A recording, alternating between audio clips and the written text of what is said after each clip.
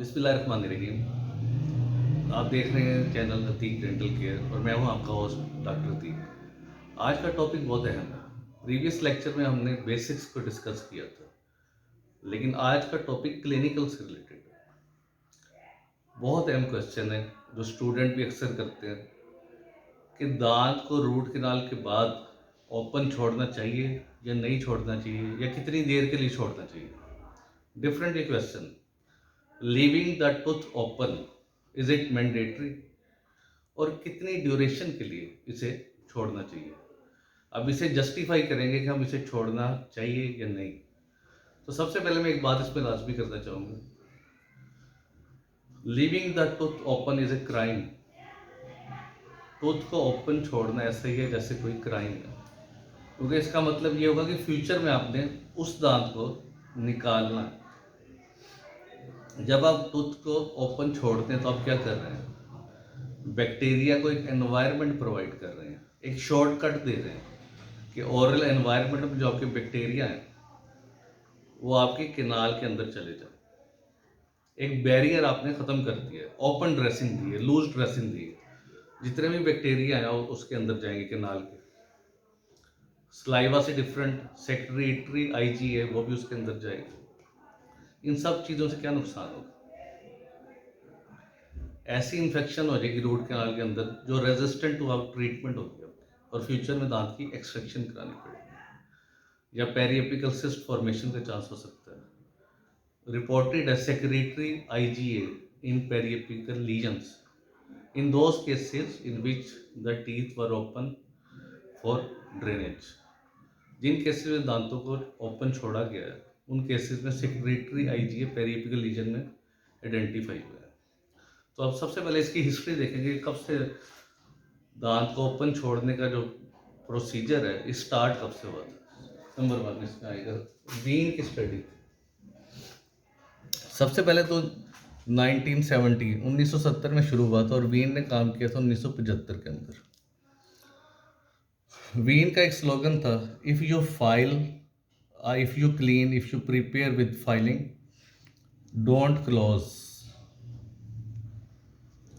और इसका ये था, इफ़ यू क्लोज, अगर आपने क्लोज करना है, दांत को ओपन खुला नहीं छोड़ना, देन डोंट फाइल। अब वीन का जो प्रोसीजर था, वीन की जो फिलॉसफी थी, जो थ्योरी थी, उसमें मल्टीपल विजिट रूट कैनाल के करने पड़ते थे।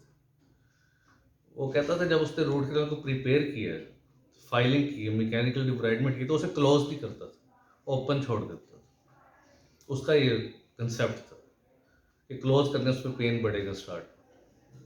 उसका नेक्स्ट विजिट में जो पेशेंट आता था उसे जस्ट इरीगेट करता था, फाइलिंग नहीं करता था और क्लोज ड्रेसिंग दे देता था।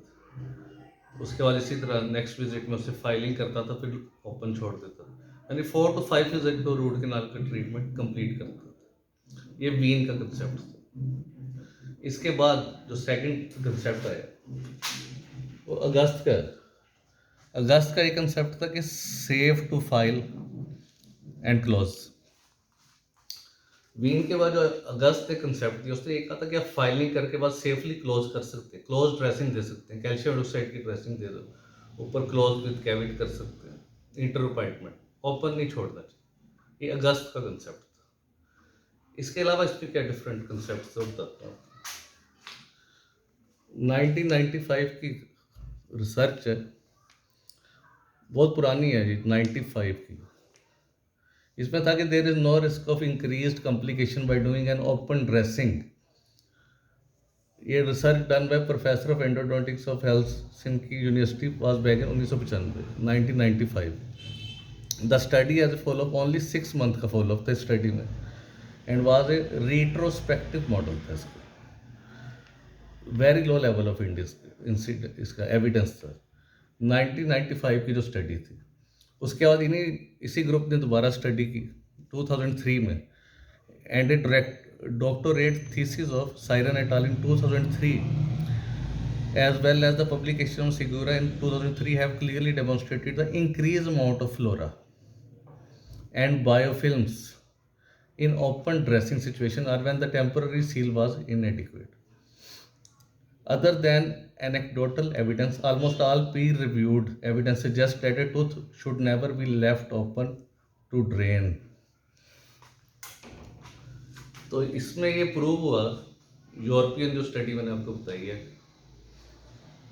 2003 की, एक पीएचडी का थीसिस भी था, रिसर्च भी बताई है इसमें, कि दांत को ओपन कभी नहीं छोड़ना चाहिए। जब ओपन छोड़ेंगे तो उसके अंदर जो बैक्टीरिया की पॉपुलेशन को आप बढ़ा रहे हैं, और ऐसे बैक्टीरिया जैसे ई फिकैलस है, एंटेरोकोकाई है, जो रेजिस्टेंट टू कैल्शियम हाइड्रोक्साइड से भी रेजिस्टेंट होता है, तो उस पर आपको ट्रीटमेंट फेलियर का चांस बढ़ता जाएगा और अल्टीमेट आपको दांत को एक्सट्रैक्ट करना पड़ेगा। अब यूजुअली हम ओपन क्यों छोड़ते हैं? इवन के टीचिंग हॉस्पिटल में एक टर्मिनोलॉजी यूज़ करते हैं ई ओपनिंग के नाम से, एमरजेंसी ओपनिंग, लेकिन उसके बाद उस दांत का फेट क्या होता है? दांत खुला पड़ा रहता है और अल्टीमेट वो एक्सट्रैक्शन की तरफ चल जाता है। ओपन छोड़ते क्यों है? एक तो पल्पाइटिस का प्रेशर के लिए लोग छोड़ते हैं, या कोई एब्सेस हो तो उसे ड्रेन करने के लिए दांत को ओपन छोड़ते हैं। यूजुअली हम दांत को जो ओपन करते हैं तो इनिशियल जो 10 to 15 मिनट्स के अंदर मैक्सिमम ड्रेनेज उसका हो जाता है। इसके अलावा आप जो बाकी रह जाता है ड्रेनेज, उसे कैसे प्रमोट कर सकते हैं, कैसे एक्सेलरेट कर सकते हैं, उसका भी तरीका होता है। Most of the abscess drains via canal during the appointment, and capillary suction tips जो होती हैं आपकी can be used to enhance the drainage. Initially एक तो ऑटोमेटिक ड्रेनेज होगी, और एक्सेलरेट करने के लिए आपको सक्शन टिप्स का इस्तेमाल कर सकते हैं। A temporary filling to seal from further bacterial ingestion can be placed, and patient recalled the next day to proceed this with treatment. This is the standardized quality of treatment protocol employed by most authorities in endodontics worldwide. अब ये बात बहुत अहम है। आपने दांत को open छोड़ दिया 10 to 15 मिनट्स, उसका मैक्सिमम ड्रेनेज हो गया, जो रह गया वो आपने सक्शन टिप्स के जरिए उस ड्रेनेज को प्रमोट किया, और उसके बाद एक क्लोज ड्रेसिंग दे के कैल्शियम हाइड्रोक्साइड और कैविट के साथ नेक्स्ट डे उसे 24 आवर बाद बुला के उसका नेक्स्ट ट्रीटमेंट उसका कर देना। तो ये जस्टिफाई होता है, living the tooth open justify नहीं होता। इसके अलावा जो पूछते हैं कि दांत को कितनी देर के लिए ओपन छोड़ना है आपने, उनके लिए उनका जवाब भी लिखा हुआ है। लिविंग द टूथ ओपन कितनी देर के लिए? 0 आवर्स। 0 आवर्स यानी कि आपने ओपन नहीं छोड़ना इसमें।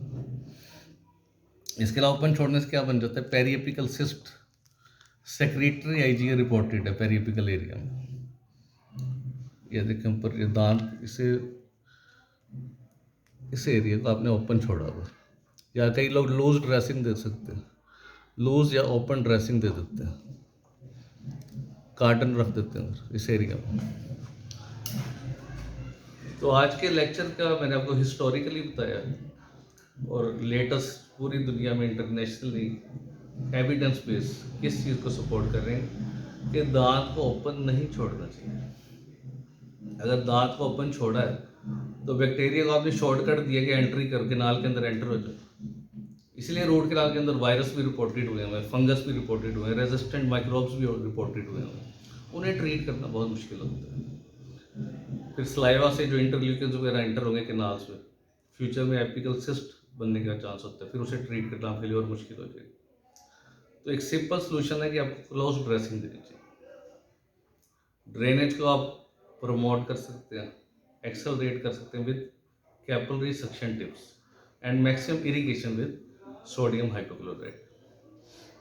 तो उम्मीद है कि आज का लेक्चर ये बड़ा इन्फॉर्मेटिव था और बड़ा ही कॉमन है क्लिनिकल प्रैक्टिस में, क्योंकि पेशेंट बड़ी स्वेलिंग के साथ आते हैं तो डेंटिस्ट बड़ा हेजिटेट करते हैं कि क्या इसे क्लोज करना चाहिए या नहीं करना चाहिए। उसका आइडियल ये इसे क्लोज करना चाहिए आफ्टर मैक्सिमम ड्रेनेज, और ओपन छोड़ेंगे तो आपका केस मज़ीद बर्स्ट हो जाएगा। अब मेरे चैनल को आपने सब्सक्राइब भी करना है और लाइक भी करना है, ताकि इस तरह की इंफॉर्मेटिव वीडियोस फ्यूचर में भी आपको देता रहूँ। Thank you.